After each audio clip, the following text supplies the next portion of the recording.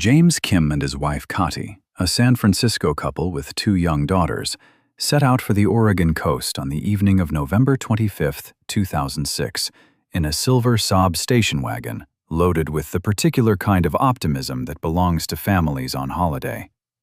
They had a map, a destination, and the reasonable confidence of people who navigate complex cities and complicated lives without incident. By around 1 o'clock the following morning, their car was buried in snow on a logging road deep inside the wild Rogue Wilderness, 23 miles from the nearest paved road. They had no cell signal. They had no one who knew where they were. Outside, the temperature was dropping and the snow was still falling. There was no easy way out. James Kim was 35 years old when his family's Thanksgiving road trip turned into a 9-day ordeal in the southern Oregon mountains. By any account, he was a man of particular competence in his chosen world.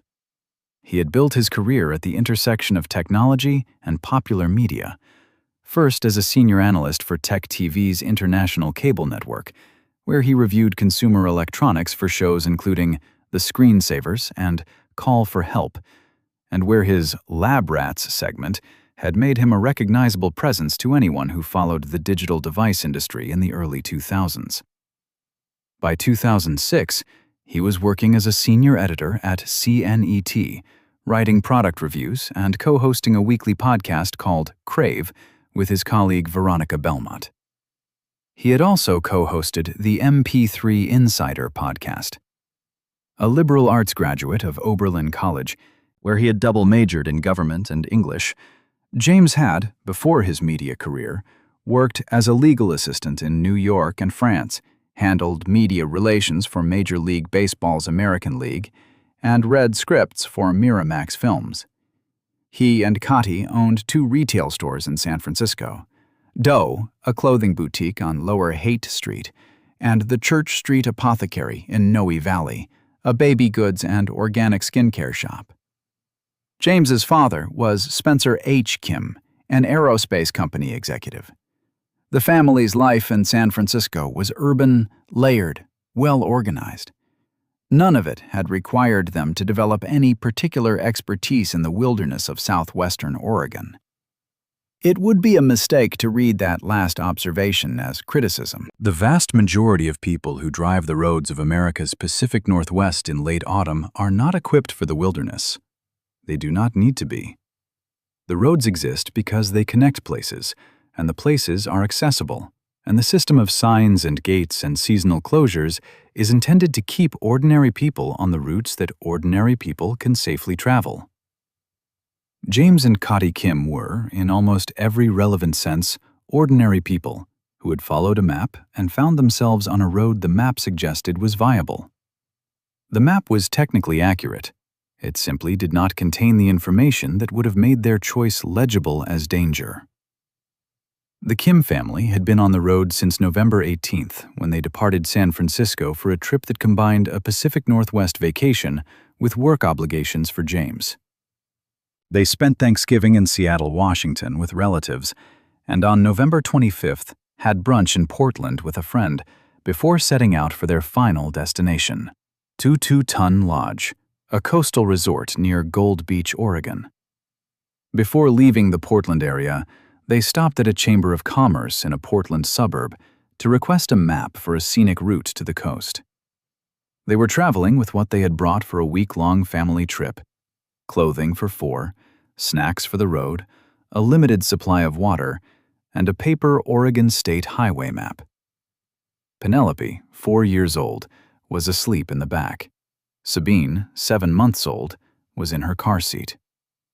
The family had eaten dinner that evening at a Denny's restaurant in Roseburg, Oregon, last seen there at approximately 8:30 p.m. It was the last confirmed sighting of the family before they disappeared.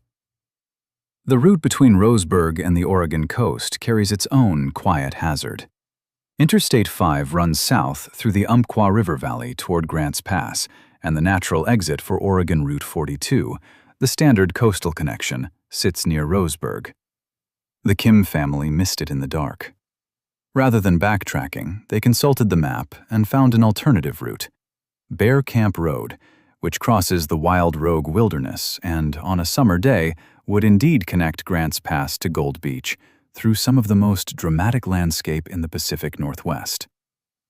But Bear Camp Road is not a summer road in late November.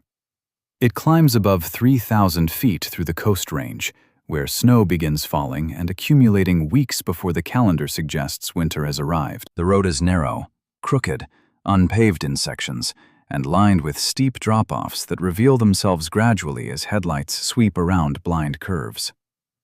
Signs posted along the route read, "Bear Camp Road may be blocked by snowdrifts." There were 3 of them. Kati later told police she remembered only one. Regardless, the family continued. They were driving through intermittent rain that was becoming snow as the elevation rose, and at some point in the hours after dark, they reached the junction near Bear Camp Viewpoint and found a side road, BLM Road 34-8-36, the North Fork Gallus Creek Road, that appeared to offer a way to turn around and get out of the snow. The gate that should have been closed and locked on that road was standing open. The Bureau of Land Management later determined that its own employees had left it open to avoid trapping local hunters who might have ventured past it. Early media reports suggesting that vandals had cut the lock were subsequently found to be inaccurate. The distinction mattered less than the practical fact. The gate was open, and the Kims drove through it. They drove 23 miles down that logging road in deteriorating conditions before stopping at approximately 1 a.m. on November 26th. Fatigue and heavy weather had made further progress impossible. They pulled to a stop at what seemed like a reasonable place and kept the engine running for the heater.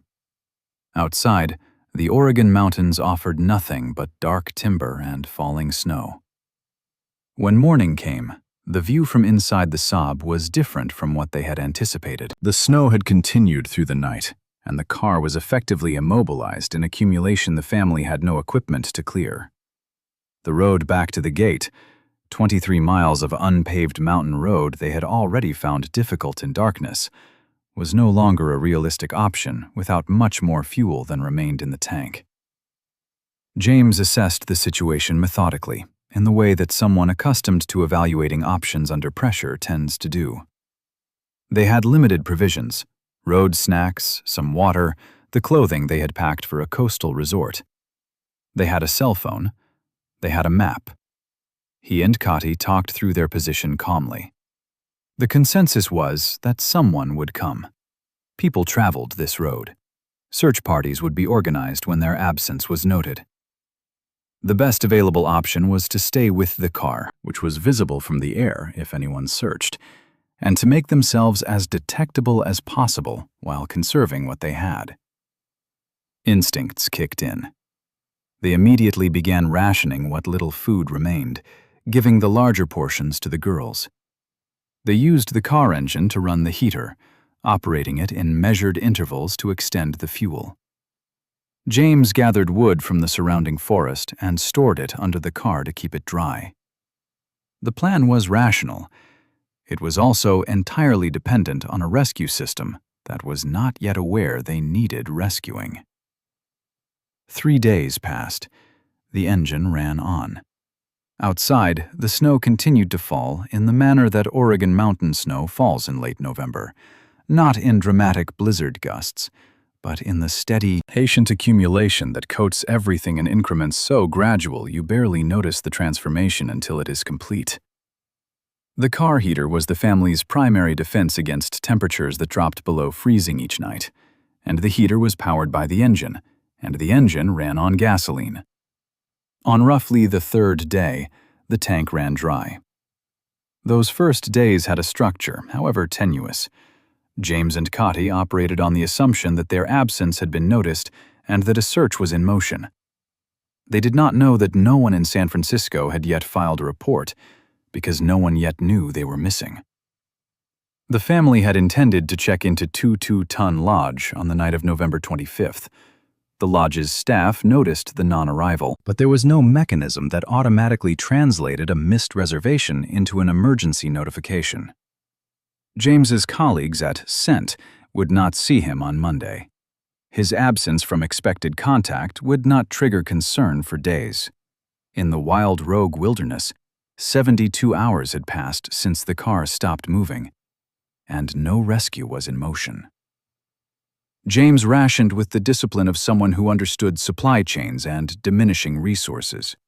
He calculated what each family member needed to function and measured what they had against the days he estimated they would need to endure. Penelope received the most solid food. Sabine was nursing. He and Cotty ate what remained after the girls were fed and drank snowmelt when the water ran out. They stored snow inside the car in whatever containers were available, letting body heat and ambient warmth from the car interior melt it into drinkable water. It was enough to stay hydrated. It was not enough to generate the calories their bodies required to maintain temperature in a car parked at elevation in the Oregon winter. The car battery followed shortly after. When both were gone, the Saab 92X became what it had quietly been from the beginning, a metal shelter rather than a vehicle, insulated by the air trapped inside, but subject to the cold that pressed through every gap and window pane and entered the body fastest through the extremities and the core. The family huddled together. James built fires outside using the road debris and magazines they had with them, and the dry wood he had stowed, giving the fires enough material to burn, while also serving as visible smoke signals if any aircraft passed over. He found wild berries in the surrounding forest and collected them for the family to eat.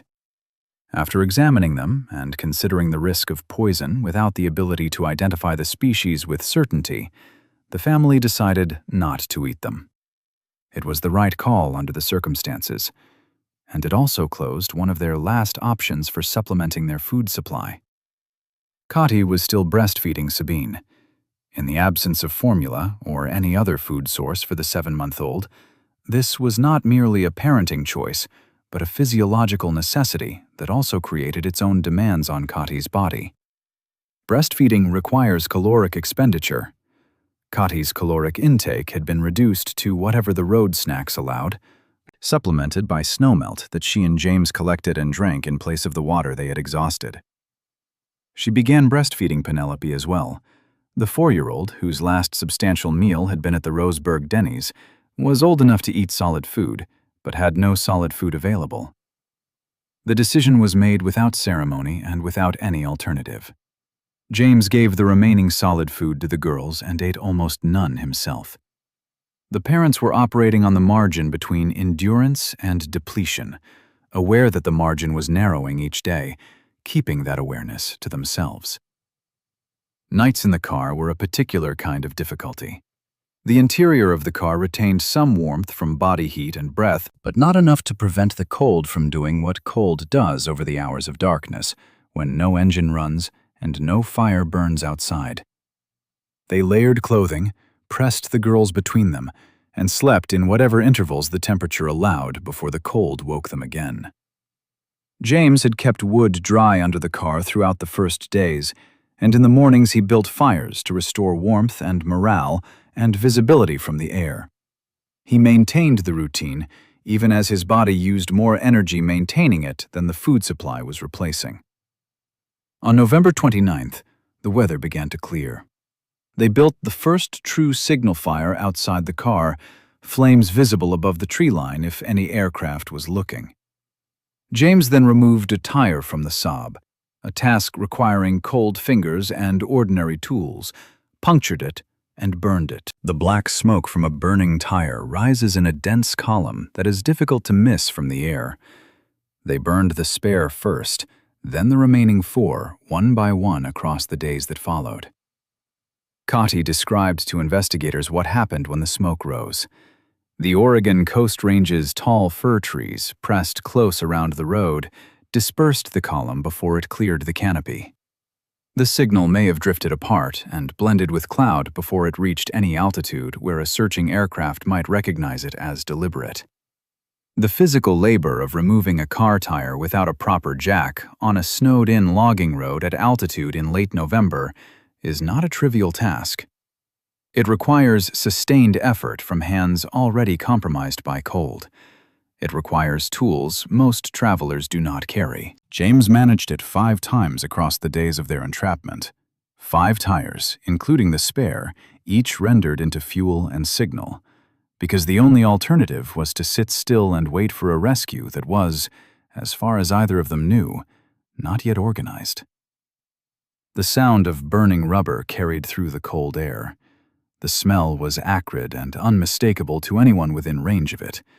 But the road they were on had no traffic, and the mountains had no sound beyond the occasional creak of weighted fir branches and the distant movement of water in the creek drainage below the road.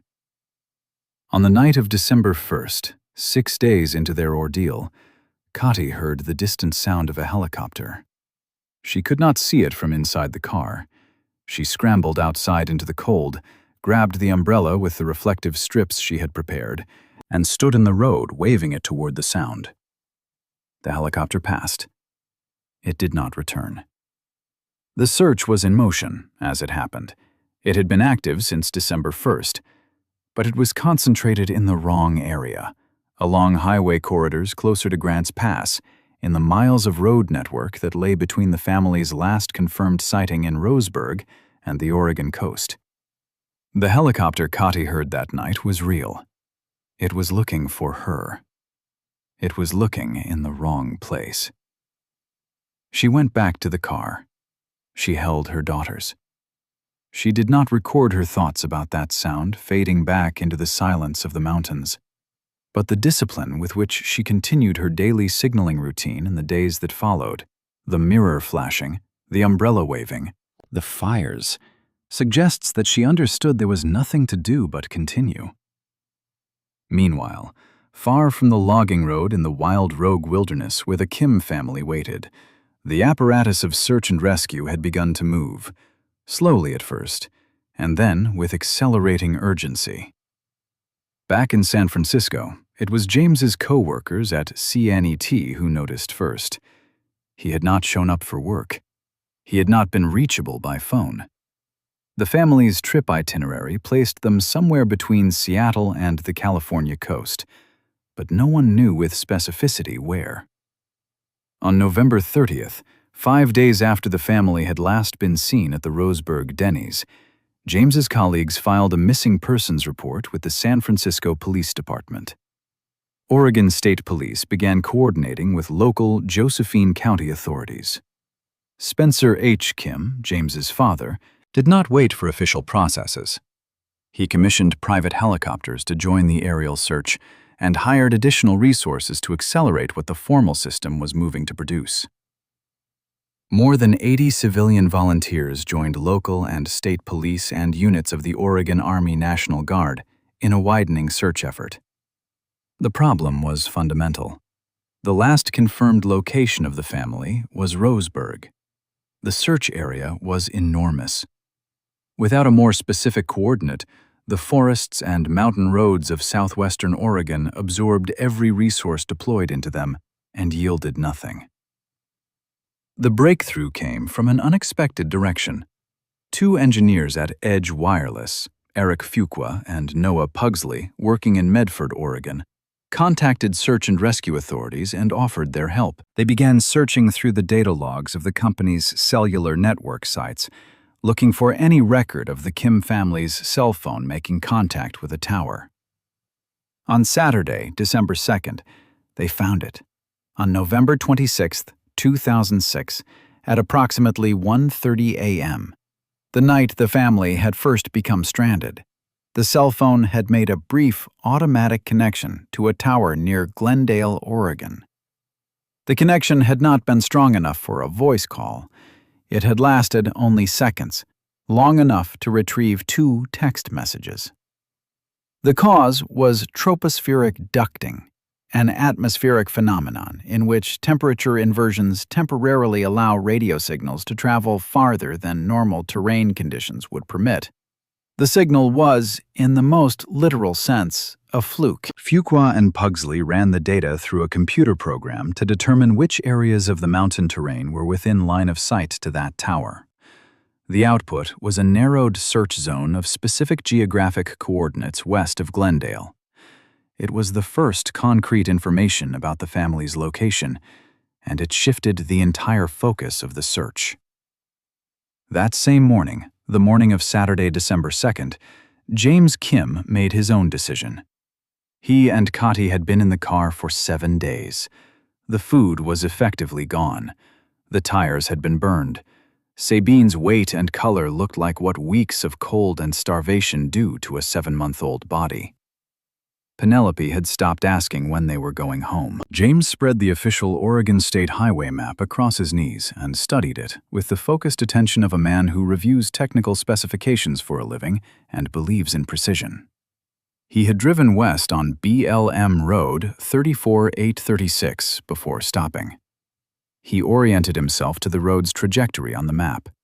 He determined, studying that map in the gray light of a December morning inside a car buried in the snow of the Rogue River wilderness, that the hamlet of Gallus, a former gold mining town on the Rogue River, where there would be people, warmth, a telephone, was approximately 4 miles away. If he followed the river drainage down the mountain, he calculated, he could reach Gallus, summon help, and return to his family, or send rescuers back for them. He was wrong. He was at least 15 miles from Gallus. The map gave no indication of the terrain he would have to navigate. It showed roads and rivers and elevations in the reduced, generalized language of a highway document designed to orient drivers on paved surfaces, not to guide someone on foot through a creek canyon in the Oregon winter. In the corner of that same map was a box that contained the message, "Not all roads advisable. Check weather conditions." James and Cotty had noticed this message 4 days earlier, when the implications had already become irrelevant. They could not now convert it into better geographic information. James built a fire from the remaining wood to keep his family warm. He organized what he could in the car, gave Cotty instructions, kissed her and the girls. He left at 7:45 a.m. He was wearing a jacket, a sweater, blue jeans, and tennis shoes. He carried snowshoes and a small backpack containing his identification documents and other items. He told Cotty he would turn around and come back to the car if he had not found help by 1 p.m.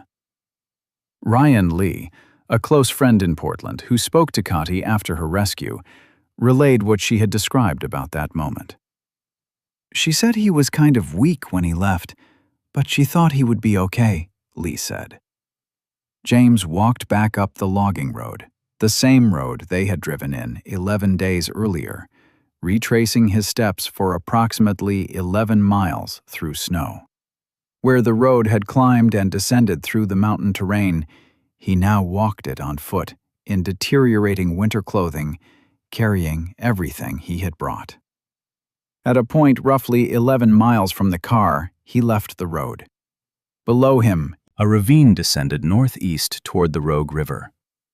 He believed that by following the drainage, Big Windy Creek, he could reach the river more quickly than any road route. He left an extra pair of pants at the spot where he left the roadway. Searchers who later found this item interpreted it initially as a deliberate trail marker he was laying for anyone following him. He descended into Big Windy Creek Canyon.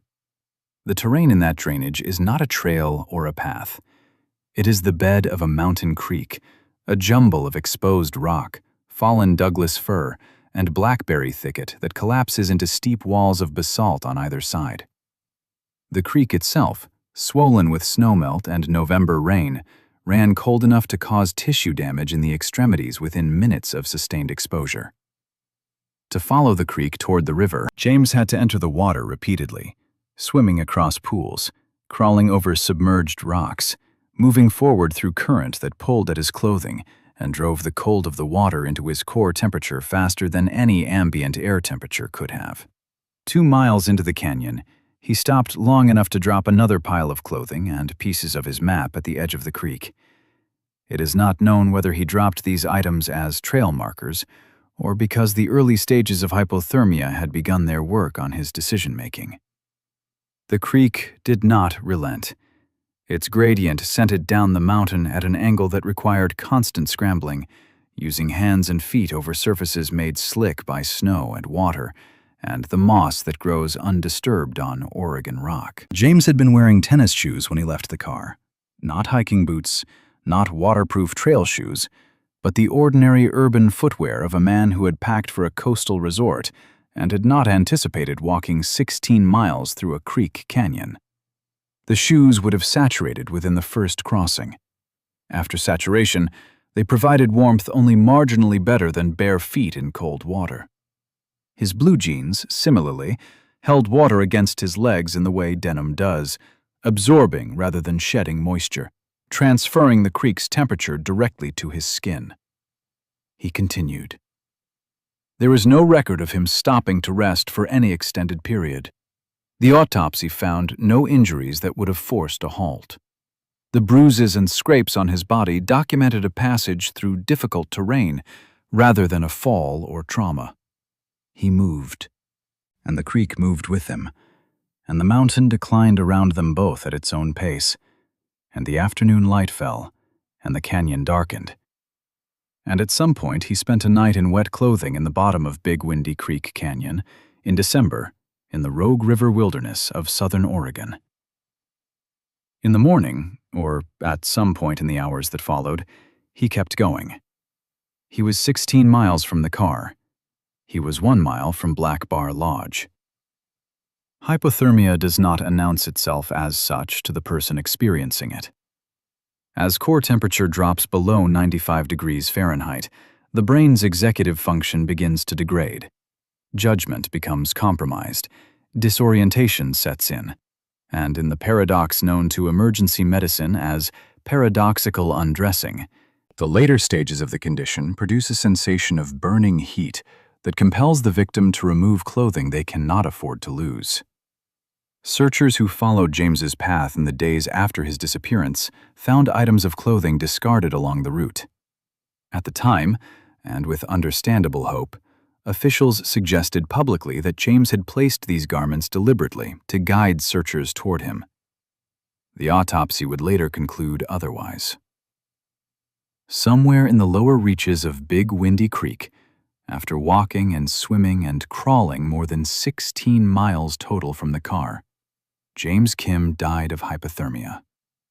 He had crossed within approximately 1 mile of Black Bar Lodge, a fly fishing retreat on the Rogue River, closed for the winter season but fully stocked with food and supplies, without knowing it was there. His body was found on Wednesday, December 6th at 12:03 p.m. He was lying on his back in 1 to 2 feet of icy water in Big Windy Creek. He was fully clothed. His backpack was still on his shoulders. The autopsy found bruises and scrapes consistent with passage through rugged terrain, but no injuries that would have stopped him from continuing. He had been alive when he entered the water. The medical examiner guessed, from the condition of the body, that James had died approximately 2 days after leaving the car, which placed his death on or around December 4th. December 4th, 2006, was the same day his family was rescued. Back at the car, Kati had maintained the discipline of survival across 9 days. She had fed her daughters ahead of herself, drunk snowmelt, breastfed both girls through her own starvation, and kept a structured routine of signaling.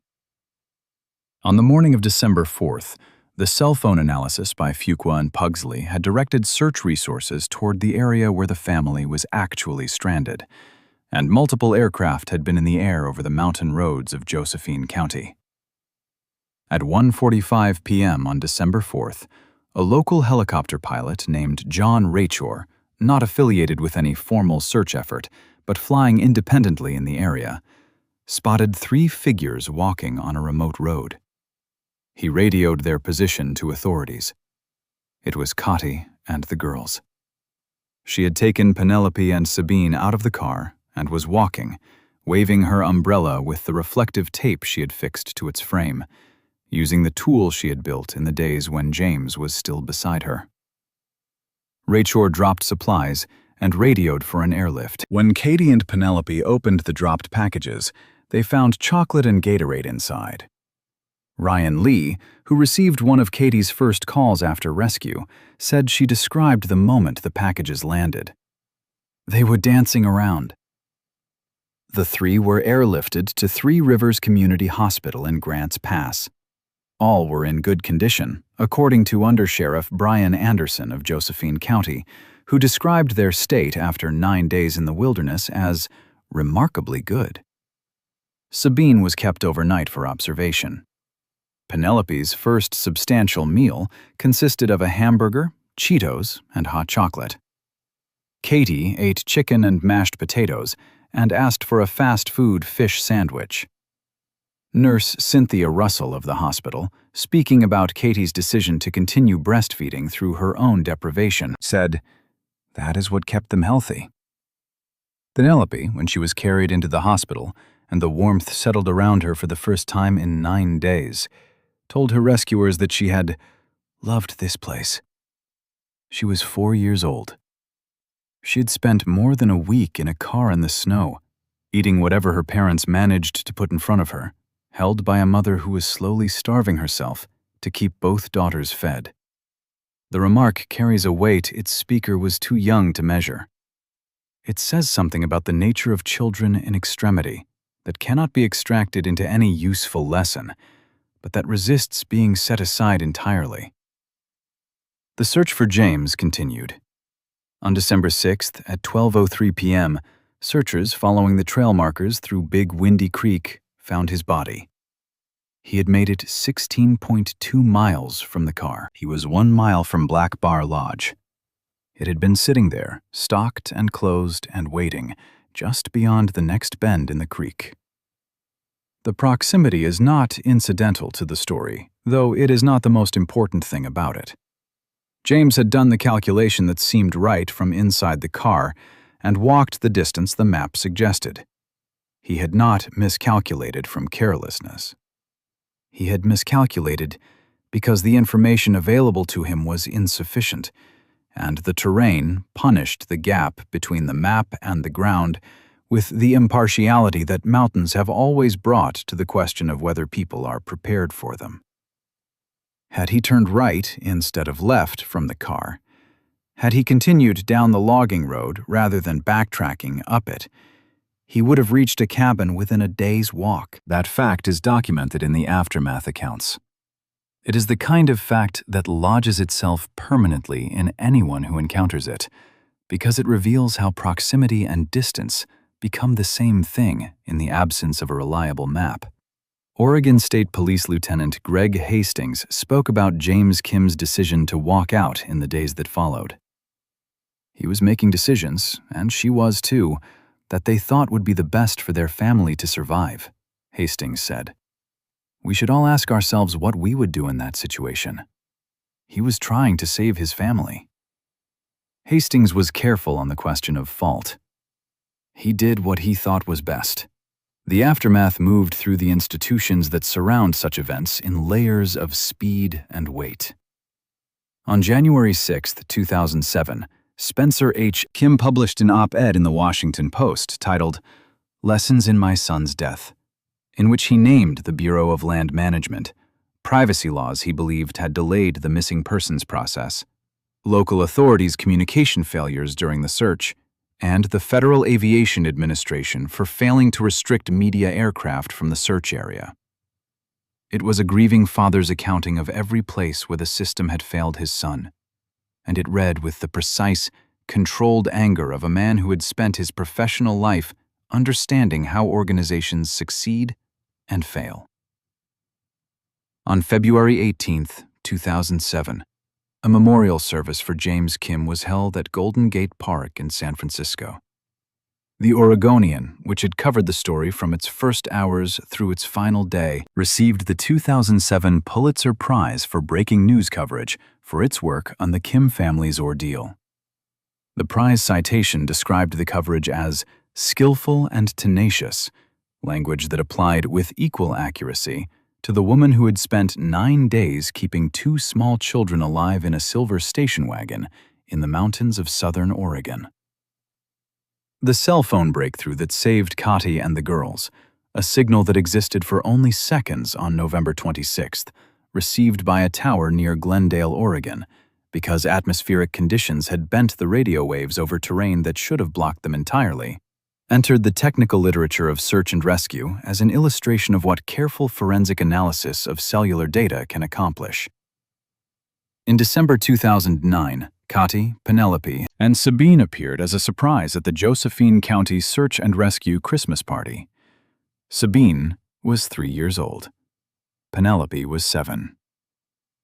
In February 2011, a 2-hour episode of ABC's 2020, titled The Wrong Turn, included an extended interview with Kati.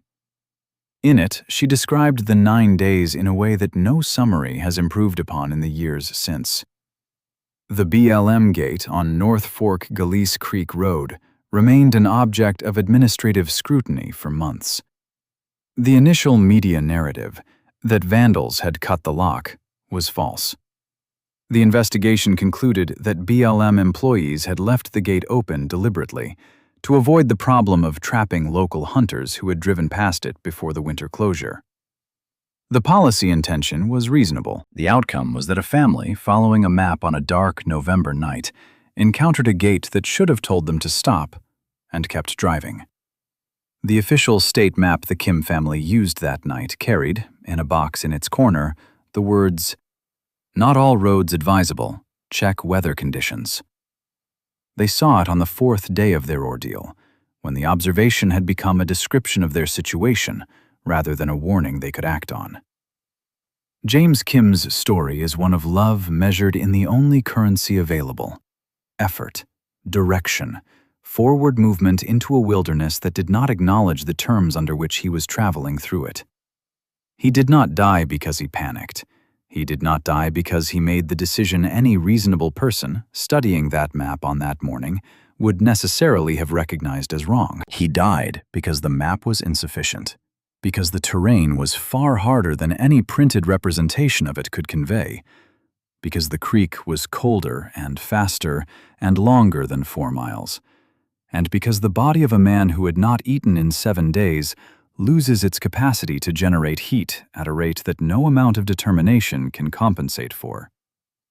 He had been right about one thing. His family needed help from outside that mountain. He was wrong about the distance, and about the route, and about what his body still had left to give. The Rogue River Wilderness did not take Katie Kim. It did not take Penelope.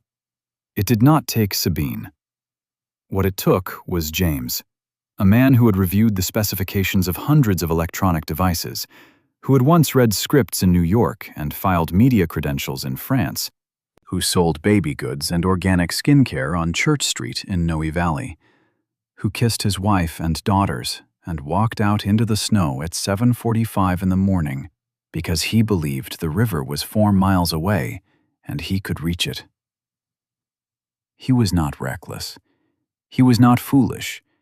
He was a man without the information he needed, in a place that punishes the absence of information with a precision and indifference that no technology has yet improved upon.